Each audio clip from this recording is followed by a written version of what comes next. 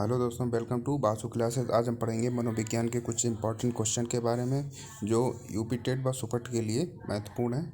चलिए देखते हैं किस स्तर के बच्चे अपने समकक्ष वर्ग के सक्रिय सदस्य बन जाते हैं। तो वह होती किशोरावस्था। एक ऐसी होती है जो एडोलसेंस एक पुस्तक भी लिखी थी। वह किसकी है? वह पुस्तक है स्टेनले हॉल की।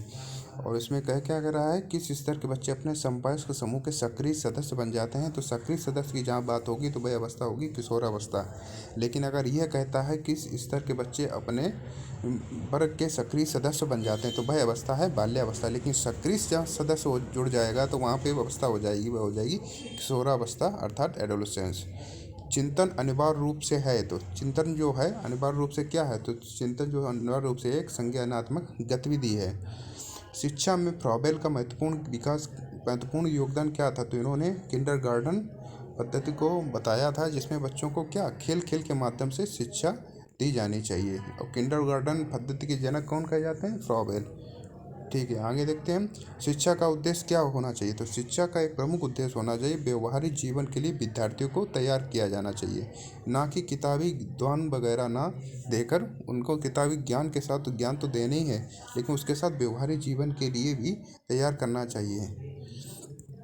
बालक का विकास परिणाम है, तो किसका है? तो भाई वंशानुक्रम तथा वातावरण की अंतःक्रिया का परिणाम है, क्योंकि वंशानुक्रम तथा वातावरण मिलके ही बालक का विकास करते हैं।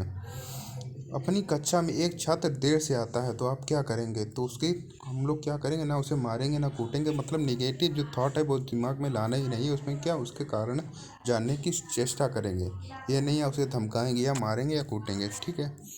व्यक्तिगत शिक्षार्थी एक दूसरे से विकास की दर कैसी होती? तो व्यक्तिगत जो शिक्षार्थी होता है उसमें एक दूसरे विकास की दर भिन्न भिन्न होती। प्रत्येक बच्चा एक विशिष्ट होता है तथा एक दूसरे से उसकी विकास की दर अलग अलग होती है अर्थात भिन्न भिन्न होती है। कौन सा सीखना स्थायी होता है? तो अगर हम समझ को सीखते हैं, अच्छा बालक को समझा कर सिखाएंगे तो उसका क्या सीखना स्थायी होगा है। ऐसा नहीं है कि हम उसको रटने की पद्धति को अपनाना, बालक को रटने के लिए प्रेरित करना है।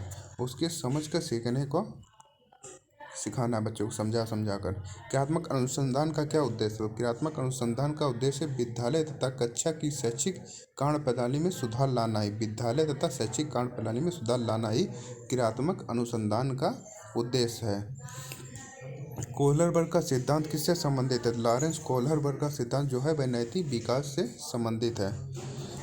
जिन इच्छाओं की पूर्ति नहीं होते उनका भंडारण क्या है? तो उसको हम कहते हैं इदम। ठीक है, जिन इच्छाओं की पूर्ति नहीं होती है अर्थात उनको क्या कहते हैं? इदम कहते हैं, अर्थात अचेतन। किस अवस्था को गोल्डन एज के नाम से जाना जाता है? तो किशोरावस्था होती है, इसको गोल्डन एज के नाम से जाना जाता है। तथा एक एडोलेसेंस पुस्तक है, वो किसकी की है ये आप हम लोग बताएंगे। ये पुस्तक है स्टेनले हॉल की। ठीक है। किशोरावस्था को तनाव, संघर्ष व तूफान की अवस्था भी कहा जाता है। बच्चे की पढ़ाई आरंभ करने की आदर्श आयु क्या है? तो बालक की जो पढ़ाई होती है वह 6 वर्ष में प्रारंभ हो जानी चाहिए, क्योंकि 6 वर्ष से ही बालक की पढ़ाई आरंभ करने की एक आदर्श आयु होती है। 6 से 14 वर्ष के बालक बालिकाओं को शिक्षा का अधिकार संविधान के किस संशोधन में जोड़ा गया? तो संविधान के 66वें संशोधन द्वारा 6 से 14 वर्षों के बालक बालिकाओं को निःशुल्क शिक्षा का प्रावधान दिया गया। ये संविधान के अनुच्छेद 21A के तहत, ठीक है, और 66वें संविधान में जोड़ा गया है।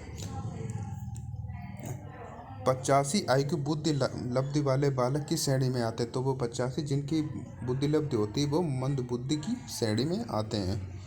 अंतर्मुखी और बहिर्मुखी तथा उभयमुखी का वर्गीकरण किसके द्वारा किया गया? तो जुंग एक मनोवैज्ञानिक है, उनके द्वारा जो व्यक्तित्व का वर्गीकरण अंतर्मुखी, बहिर्मुखी तथा उभयमुखी के द्वारा किया गया था। विकृत लिखावट से संबंधित लिखने की योग्यता में कभी किस एक का लक्षण है? तो डिस्ग्राफिया के द्वारा जो होता है बालक की विकृत अर्थात जो राइटिंग जो होती है वो सही नहीं होती है। ठीक है, तो उसमें डिस्ग्राफिया होगी। अगर डिस्कैलकुलिया आती है तो वह क्या होगा? वह गणित से संबंधित होगी। और फेजिया और डिफेजिया जो है वह भाषा घात से संबंधित है। बुद्धि क्या है? तो बुद्धि जो है वह एक सामर्थ्यों का समुच्चय है। इसमें बहुत से सामर्थ्य होते हैं तथा पूर्व ज्ञान पर जो ज्ञान करने का वो होता है, पूर्व ज्ञान पे हम कार्य को जितनी सरल तरीके से कर देते हैं तो वही एक बुद्धि है तथा एक सामर्थ्य है उसके अंदर। तो सामर्थ्यों के समुच्चय को ही हम बुद्धि बोलते हैं। वाइगोत्स्की के अनुसार बच्चे सीखते हैं। तो वाइगोत्स्की के अनुसार बच्चे क्या अपने समवयस्क के साथ परस्पर क्रिया के द्वारा बच्चे जो होते हैं सीखते हैं। इसमें वाइगोत्स्की के अनुसार बच्चे के विकास में समाज की एक महत्वपूर्ण भूमिका होती है। गिलफोर्ड के द्वारा प्रतिपादित बौद्धिक संरचना के मॉडल में कितने तत्वों को सम्मिलित किया गया है? तो गिलफोर्ड ने जो बौद्धिक संरचना के मॉडल में कुल 180 तत्वों को सम्मिलित किया है। अल्बर्ट बंडूरा किससे संबंधित है? तो अल्बर्ट बंडूरा जो वह हैं शाब्दिक अधिगम से संबंधित हैं। बुद्धि लब्धि मापन के जन्मदाता कौन है? तो बुद्धि लब्धि मापन के जन्मदाता है टर्मन। अगर दोस्तों आपको ये वीडियो पसंद आए तो लाइक करें, शेयर करें, सब्सक्राइब करें। आपको ऐसी वीडियो आगे भी मिलती रहेंगी। धन्यवाद।